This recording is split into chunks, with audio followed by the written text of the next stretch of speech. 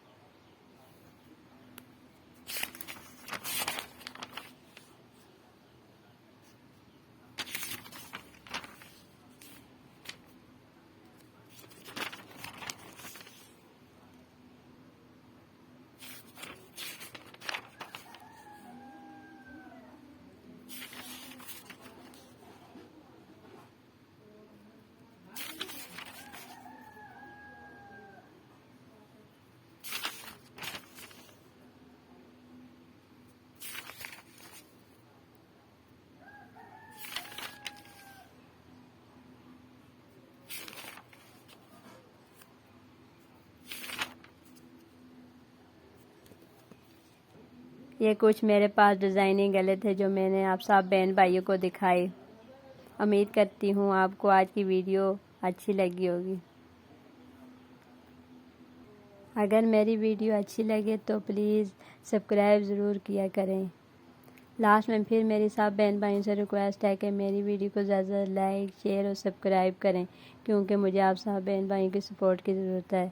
अपना और अपने प्यारों का ढेर सारा ख्याल रखिएगा, मुझे भी दुआओं में याद रखिएगा। अल्लाह हाफिज़।